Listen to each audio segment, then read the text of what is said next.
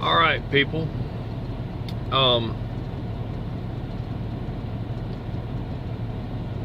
I'd like to talk to you about some winter tips that I have for you, just for parking in a parking lot. And you might think that things are simple, okay? You might think that everything's cut and dry. You just back into a spot, do what you do. But it's not. Okay? There's a lot to parking in the winter. I'm gonna go over some stuff. One, the reason that I have this camera at this angle at this time right now, okay? And I'll try to get a better zoomed in view there. Maybe that's as good as it gets there on the shop over there. Is basically right now it looks like I've got a straight shot, okay, to get out of here, but I don't, and I'm gonna tell you why. Okay, look, I'm gonna turn you sideways over here. You don't see it yet, right? Maybe you'll see it in a minute. You see that scales up above that truck? Cat scale? Yeah, that's the entrance for it in front of me. But see, the snowpack is hiding that.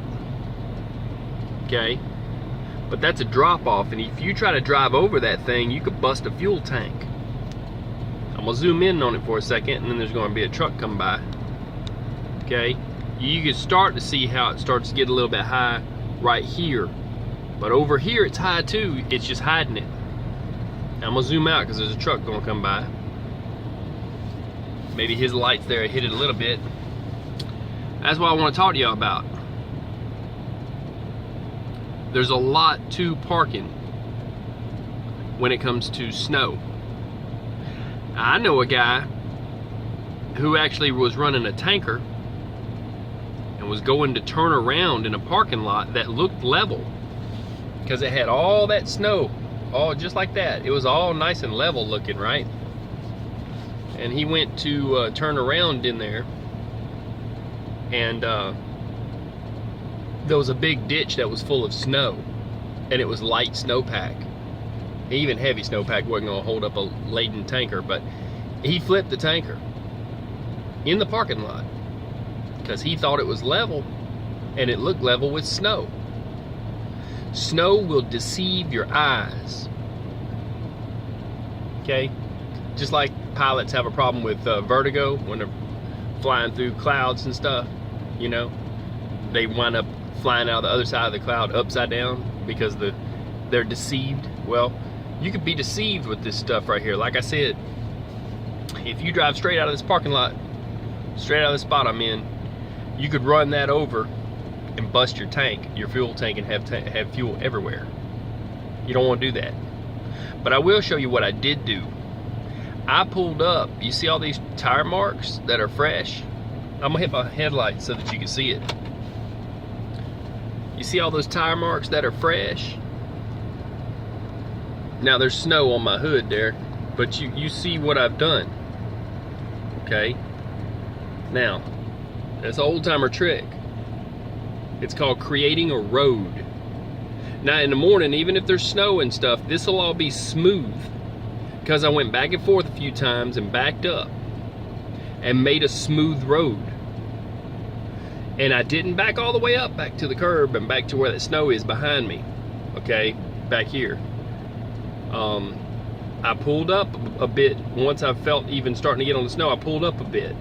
You don't want to rip your mud flaps off anyhow. I never go that far back. But the point is, you want to stay away from the snow behind you, and you want to make a road back and forth. Okay? And what you want to do when you first pull up somewhere is you want to take your valves, which right now I've got coffee, and I'll try to show it best as I can. You want to take your valves, and you do not want to lock both your valves here. Okay, you just want to pull this one by holding this one in and pull this one out. So you hold this and you pull this one out. So that locks up the tractor brakes, but it keeps your trailer brakes released. The reason why is your trailer brakes. This is gonna sound crazy, but when they are warm and then they cool off and they're touching the drum, they weld themselves to the drum. I was talking the other day about beating the brakes off of somebody. Well, that's an old saying. Well, there's a truth to it, and it came from beating the brakes off a truck.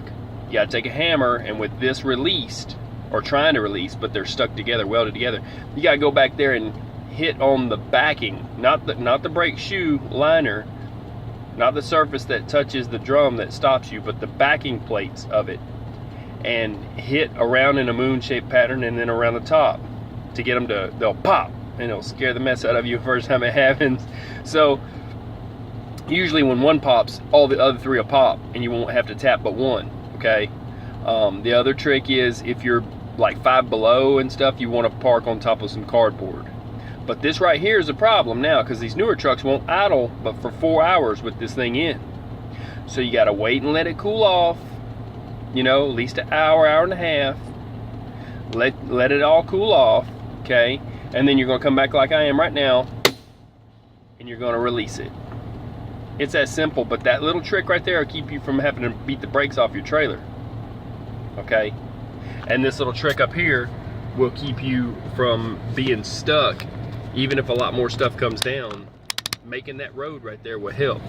Now, I've got my truck currently still in 8-wheel drive, and I have a switch down below, ATC, automatic traction control, and it's got a built-in system that if any of my brakes, even just with no switches on, just riding on the road, any of my brakes, any of my tires lose traction, my brakes will go and put brake to the slipping tire, the one set of duals on one side of one axle.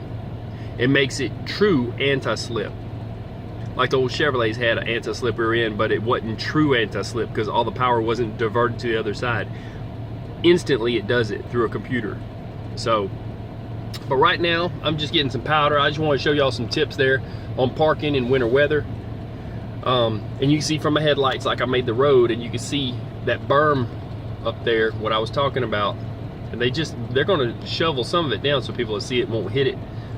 They have a snow plow attached to one of those service trucks, like that one over there, that service truck. They got a snow plow on the front of it, but they just pulled it into that shop. So I want to show this here. There's a berm that actually he cut it down when he pulled in. This truck over here cut it down when he pulled in with his tires, but it was smoother looking, and it'll trick you. Like I said, I know a guy with a tanker flipped one over in a parking lot thinking it was all level, and it was just snowpack making it look level. So in the morning I'm gonna be covered up with snow. I've already got, this has been like 45 minutes, you know, maybe if that, because it wasn't snowing when I first got here. It had already stopped. You know, but you want to give about an hour, hour and a half before you go ahead and, you know, set your brakes. And if it's real cold, you know, if you could get your truck to